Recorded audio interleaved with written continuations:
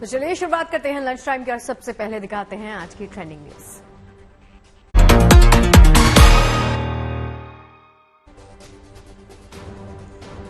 राजस्थान में आज सीएम पद की शपथ लेंगे भजनलाल शर्मा। शपथ ग्रहण से पहले की पूजा अर्चना, माता पिता का आशीर्वाद लिया। संसद की सुरक्षा में सेम का मुख्य आरोपी ललित झा गिरफ्तार, स्पेशल सेल पूछताछ में जुटी। 14 विपक्षी सांसदों के निलंबन पे विपक्ष का संसद परिसर में मौन प्रदर्शन। सोनिया गांधी ने निलंबित की सांसदों से मुलाकात। शेयर बाजार की तूफानी रफ्तार, सेंसेक्स 71,000 के पार, निफ्टी में भी उछाल। मुंबई में नौसेना के बीटिंग रिट्रीट में दिखा लहरों के योद्धाओं का शौर्य। महाराष्ट्र के राज्यपाल भी समारोह में शामिल हुए। और चलिए लंच टाइम की शुरुआत करते हैं। मुंबई में बीटिंग रिट्रीट कार्यक्रम में नौसेना ने अपने शौर्य पराक्रम का प्रदर्शन किया है। इस शानदार समारोह के साथ ही नेवी वीक का समापन हो गया। देखिए नेवी के शौर्य की अद्भुत तस्वीरें।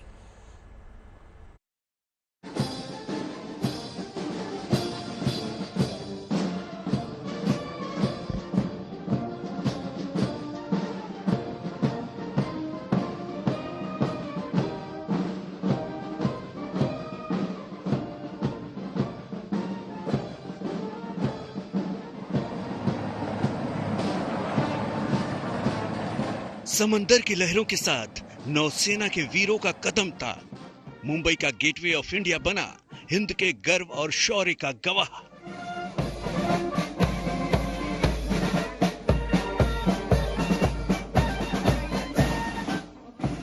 हर साल की तरह इस बार भी गेटवे ऑफ इंडिया पर नेवी वीक का बीटिंग रिट्रीट कार्यक्रम शानदार अंदाज में मनाया गया।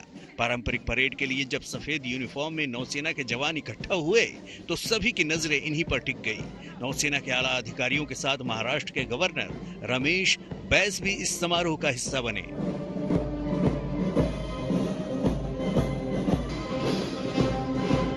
इस कार्यक्रम में नेवी के बैंड की धुन सुनकर सभी दर्शक जोश से भर गए। अब बारी थी नौसेना के पराक्रम के प्रदर्शन की।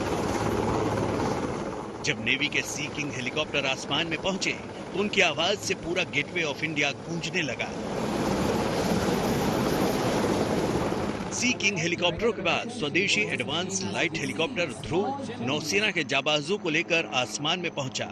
हेलीकॉप्टर में सवार मार्कूज कमांडो को करीब 50 फीट ऊपर मौजूद हेलीकॉप्टर से समंदर में तैर रही हाई स्पीड बोट पर उतरना था। उफनती लहरों के बीच सटीक जगह पर उतरना आसान नहीं होता, लेकिन नौसेना के जवानों ने अपने इस साहसिक कारनामे से साबित कर दिया कि उनके लिए कोई भी काम नामुमकिन नहीं है।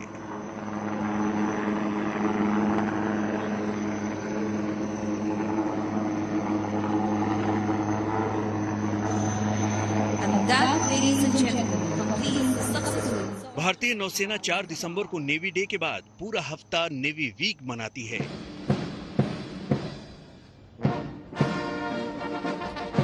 इसके बाद बीटिंग द रिट्रीट के साथ समारोह का समापन होता है। नेवी डे भारतीय नौसेना के पराक्रम की पहचान है और बीटिंग द रिट्रीट कार्यक्रम में सेना के इसी पराक्रम की झलक मिलती है। Bureau report, good news today.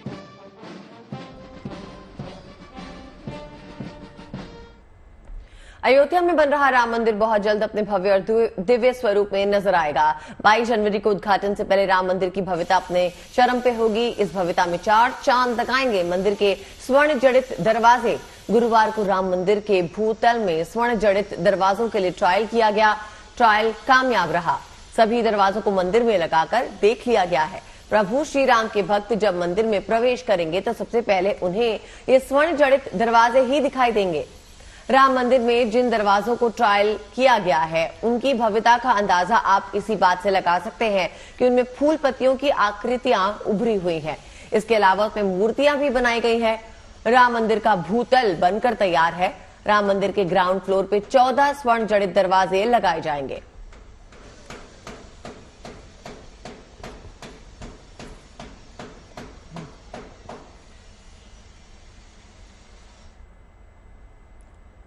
तो राम मंदिर की खूबसूरती में सोने से जड़े दरवाजे चार चांद लगाने के लिए तैयार हैं। इस दरवाजे की और क्या कुछ खासियत है, चलिए आपको समझाते हैं और दिखा देते हैं ग्राफिक्स के जरिए। राम मंदिर के ग्राउंड फ्लोर पर 14 स्वर्ण जड़ित दरवाजे लगाए जाएंगे। दरवाजों को स्वर्ण जड़ित बनाए जाने के लिए तांबे का पत्थर चढ़ाया गया। महाराष्ट्र के जंगलों की सागौन की लकड़ी से राम मंदिर के लिए 14 दरवाजे तैयार किए गए हैं।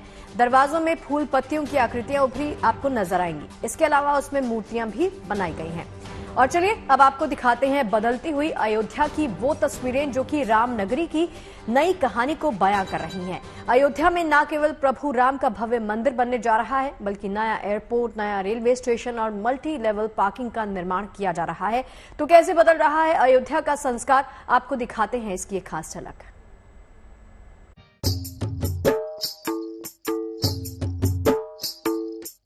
श्री राम जन्मभूमि मंदिर से पहले अयोध्या को एक बड़ी सौगात मिलने जा रही है। ये जो बिल्डिंग देख रहे हैं, ये मर्यादा पुरुषोत्तम श्री राम एयरपोर्ट है, जिसकी शुरुआत इसी माह से हो जाएगी। यानी जब प्राण प्रतिष्ठा कार्यक्रम में श्रद्धालु अयोध्या आएंगे तो उनको एयर कनेक्टिविटी का लाभ मिलेगा और यहां से वो सुगमता से राम जन्मभूमि दर्शन करने के लिए जा पाएंगे। एयरपोर्ट का ये प्रथम चरण है जो बनकर तैयार हो गया है और इसकी शुरुआत इसी दिसंबर माह के अंतिम सप्ताह से शुरू हो जाएगी।